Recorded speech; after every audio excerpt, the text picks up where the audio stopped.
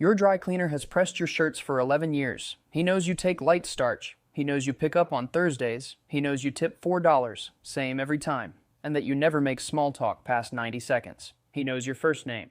He does not know your last name is on the deed to the building he spends his entire life working in. That's the thing about real money. It doesn't announce itself. It doesn't need to. It's a Wednesday, 6:47 a.m., you're at a diner on the corner of Merchant and Fifth. Not the kind of place with a wait list or a food blog mention, just a diner. 4 stools at a counter, a laminate menu that hasn't changed since 2009, a ceiling fan that wobbles on the left side and nobody's ever fixed. For some reason you like it that way. There's a mug in front of you with a chip on the handle. Gloria sets it down before you sit. She's been doing that for 6 years. You never asked her to. She just noticed you always reach for it first. Small things. People reveal themselves in small things if you're paying attention. You order the same thing every time. 2 eggs over easy, rye toast, black coffee, $8.40. You tip $4. Not $20, not $1, $4. 17% rounded to something that feels like intention without performance. Gloria thinks you work in insurance. You let her think that. Here's what they never put in the headline. It started with a storage unit, not a startup, not a pitch deck, not a contact at a networking event who changed your life. A storage unit off Route 9 in a town you'd driven through maybe twice on a gray Thursday in February 14 years ago. You were 29, you had $14,200 in a savings account and a job doing commercial property assessments, which sounds more important than it was. You drove around and wrote numbers on clipboards and nobody asked your opinion about anything. You bid on the unit because someone owed $340 in back fees and the contents were going to auction. You paid $340 and a $20 processing fee. Inside, 3 filing cabinets, a broken treadmill, and a banker's box containing the complete financial records of a dry cleaning operation that had closed in 2008. You sat in your car in that parking lot for 40 minutes reading someone else's business record, vendor contracts, lease terms, monthly revenue by location, equipment maintenance logs going back 6 years. What you saw was a gap. The margins weren't bad. The locations had been wrong. That was the whole thing. That was the entire problem. Wrong locations, right business. 11 years of someone's work, and the reason it failed fit on one line. You're not proud of the origin story, but there it is. The first contract was with a commercial laundry supplier in a business park you'd assessed 2 years earlier. You knew the operations manager, a quiet man named Dennis, who ate lunch alone and responded to emails within 4 minutes. You told him you could move 30% more volume than his current account with a 2-day turnaround instead of 5. He said he'd give you 60 days. You did not have a company. You had a laptop and a box of dead business records. You spent the next 11 days building the structure. LLC filed in Delaware, $179, general liability insurance, $840 for the year. A supplier account with net 30 terms. One part-time driver named Ray, found through a church bulletin board, $18 an hour, who turned out to be the most reliable human being you'd encounter in the next decade and a half. Not the most talented, the most reliable. That distinction, you would learn, is worth more than people think. 60 days turned into a year. A year turned into a preferred vendor contract. The contract turned into referrals. The referrals turned into a second driver, and a unit subleased from an industrial park on the east side. By month 19, the operation was generating $6,400 a month in net profit. You told nobody? Not your parents? Not your roommate? Not Dennis, who would have thought the number was modest, and he would have been right, except that it was the first number. And numbers properly managed do not stay what they are. Here's what they don't tell you about real money. It doesn't arrive the way you imagined. There's no morning you wake up and feel it. There's no balance that makes you set down your phone and say something to an empty room. It accumulates the way sediment accumulates, quietly, without announcement, in the dark, layer by layer, until one day you press your hand to the ground and there's something solid beneath you that wasn't there before. That's the closest description. Not lightning, ground. The laundry operation funded the first acquisition, a coin laundromat in a neighborhood that was beginning to change. You could see it in the permit applications, in the zoning variance requests, in the quiet arrival of a coffee shop that served oat milk and didn't have prices on the menu. You paid $163,000. The previous owner was 71, lived in Scottsdale, hadn't visited the location in 4 years, and was in the early stages of a dispute with his son over a different property. You found all of that in public records in one 10-minute phone call where you mostly listened. Listening. That's most of it. Most people want to be heard so badly they'll hand you everything if you just stop talking. The laundromat funded 2 parking lots. The parking lots funded a retail strip in a mid-sized city where the anchor tenant was a pharmacy that had been there since 1987 and showed no signs of leaving. You paid $2.1 million. You were 34, financed 72% of it. The debt serviced itself inside 6 months. The retail strip funded 3 more things, and so on, and so on. The chain doesn't break if you don't break it. You drive a 2017 Accord with 94,000 miles and a dent on the rear bumper from a parking garage in Cincinnati 3 years ago. You've never fixed it. The dent is useful the way a lot of things are useful. It makes you easy to underestimate before a conversation starts, which means people talk freely, which means you learn things.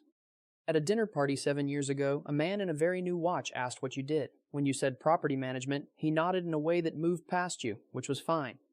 You spent the next 20 minutes asking him questions about himself, effortless with that particular kind of confidence and which feeds on attention the way fire feeds on air. You learned he managed a mid-market fund with assets under $40 million, that he'd had one good year and was living inside it, and that he genuinely believed he was better at reading people than most. He was not.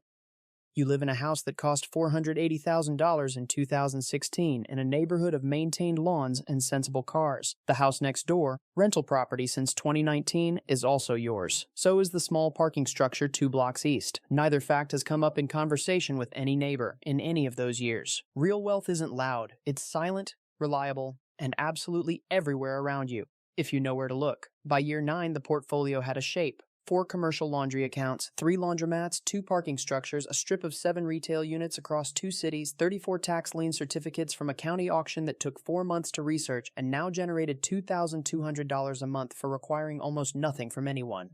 14 ATMs, serviced every 10 days by a man named Curtis, $21 an hour, never once called in sick in 3 years, and always sent a photo of each machine after servicing without being asked. You never told him that detail mattered to you. He just did it.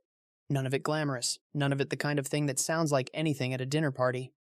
Your accountant at the time, a precise woman named Yvonne, looked at your mid-year summary across her conference table, office that smelled like coffee and toner, and said, "This is the most boring portfolio I have seen in 16 years of practice." You said, "Thank you." She said, "That wasn't a compliment." You said, "I know." She looked at you for a moment, then she laughed quietly, in spite of herself. She has filed your taxes every year since. Some professional relationships outlast logic. This one makes perfect sense. There's a particular feeling that comes right before you move on a distressed asset. It's not excitement. It's quieter than that. A stillness like background noise you didn't notice dropping out. Your thinking gets less cluttered. The irrelevant things stop competing. You felt it 11 weeks ago, driving past a former hotel property on the edge of a secondary market you'd been watching loosely for 2 years. 4 stories, maybe 60 units. A parking deck on the south side. Plywood and 2 ground-floor windows, a hand-lettered sign on the lobby door that said closed for renovation in a font that suggested renovation was not actually coming. You pulled over. You sat there for 7 minutes, just looking at it. The location was better than it had any right to be. Half a mile from a regional medical center that had announced a $200 million expansion 14 months ago. Transit stop at the corner. 3 blocks from a university satellite campus that had just added an engineering school. Traffic count. Probably 11,000 vehicles a day on that corridor. You pulled property records on your phone. Owner, an LLC registered in Nevada, traced through 2 layers to a man named Gerald, 68, address in Tempe, Arizona. 1 mechanic's lien filed against the property. Property taxes unpaid for 2 cycles. Gerald has a problem. You might be the solution. Those conversations, when they go right, feel less like deals and more like relief for both people. You saved the contact as Gerald Hotel. You'll call next Tuesday, not this week. Next Tuesday, you don't want to seem like you sat outside his building for 7 minutes running his tax records on your phone. The loneliness is real, not the dramatic kind. No empty penthouse, no silence at a long table, just a quiet, persistent awareness that there are rooms inside your life that nobody gets to walk into. Not out of coldness, not calculation. Because you've learned here the hard way what happens when the wrong person sees what's in those rooms. Your closest friend, Marcus, is one of the best people you've known in your adult life. Coaches youth soccer on weekends, picks up the check before you can reach for your wallet, calls his mother every Sunday without fail. None of that is about money. That's just who he is. The kind of person who restores your faith in people on the weeks when the numbers and the contracts and the quiet have gone on too long. 8 months ago, he told you he was thinking about pulling $40,000 from his retirement account to go in on a restaurant concept with someone he'd met at a conference. He'd done the math, he said. He felt good about the guy. You didn't say what you were thinking. You didn't write a check. You didn't take over. What you did was send him 1 article on restaurant failure rates in post-pandemic markets, 1 LinkedIn profile of the guy he'd mentioned, which told its own story, and 1 question. Has he done this before? You sent all 3 at 11:30 on a Thursday night, as if you'd just come across them. He called 6 days later, said he'd decided to pass. You said, "Probably smart." He said, "How did you know something felt off?" You said, "I read a lot." He said, "Yeah, I see you're a strange person." And you said, "Yeah." He laughed. You laughed. You didn't explain anything and he didn't push. Some friendships run on exactly that frequency. You crossed $600 million in total asset value on a Tuesday afternoon in October. Yvonne sent the quarterly summary at 2:14 p.m. Subject line: Q3 portfolio consolidated. Review required. You were in a hardware store on the west side, standing in the fasteners aisle, comparing two types of concrete anchor bolts for a repair at the parking structure on Clement. You read the email on your phone. You stood there for a moment. A man in an orange apron asked if you needed help. You said no. You found it. You put the bolts in the basket. You drove home. You set the bolts on the kitchen counter. It took 4 minutes. You made dinner. Pasta, nothing complicated. You sat by the window and watched the street, a woman walking a dog with a limp, a teenager on a bike with no hands, two people at a bus stop staring at their phones. Ordinary Tuesday, ordinary city, ordinary everything. There was something in your chest that wasn't pride and wasn't relief. It was something more like the feeling you get when a frequency you've been listening for finally locks in. Not loud, not bright, just there. Steady, underneath everything, the way good foundations are. You thought about yourself at 29. Parking lot off Route 9, February. Reading a dead man's business records in a car that needed new brakes. $14,200 in savings. A job nobody asked your opinion at. You thought he would not believe it. Not the number. The Tuesday. The anchor bolts. The pasta. The fact that the world kept moving at exactly the same pace as always, indifferent and enormous, and somewhere inside that ordinary Wednesday evening, everything had quietly, permanently changed. You rinsed your bowl. You went to bed at 10:20. Wednesday morning. Merchant and Fifth. Gloria sets the chipped mug down before you sit. She's been doing that for 6 years. Your phone shows 3 messages from the property manager at the retail strip. A lease renewal on Unit 3, a minor HVAC issue at Unit 4, and a note that the parking structure on Clement did $3,100 in revenue yesterday. Tuesday record. There's also a new alert on Gerald Hotel, permit activity filed last week. Interesting. That means someone is still paying attention to the property, which means Gerald hasn't fully given up, which means the conversation on Tuesday needs a different opening than you'd planned. You make a note. Gloria comes back. The usual? You say yes. She's worked here 9 years. She parks in the structure 2 blocks east, $7 a day, every workday, for 9 years. She's paid over $16,000 into that structure without either of you ever mentioning the connection. The building her landlord owns on the north side of 5th is on a commercial laundry account you service. The ATM by the register, the one she points customers toward when the card reader acts up, is one of 14 machines in a network you own. She thinks you're the Wednesday guy, the insurance guy, quiet, decent tipper. Always reading something. She's not wrong, just not right in the way she means. You open your notebook. You write Gerald Hotel at the top of a blank page, below it. Motivation level, lien structure, parking deck value add, whether the medical center corridor changed the zoning picture. The beginning of a framework for a conversation you'll have in 3 weeks at a coffee shop near his neighborhood, where you'll let him talk for the first 20 minutes and ask more than you answer. Outside, the city moves at its ordinary pace, unhurried, indifferent, enormous. It has no idea. It never does. You drink your coffee. Somewhere out there, 23 boring businesses are running without you. Curtis serviced 2 ATMs before sunrise. Ray's second driver picked up the merchant account at 5 a.m. Yvonne has already flagged something in the Q4 projections she'll email about Friday in 3 bullet points, no preamble.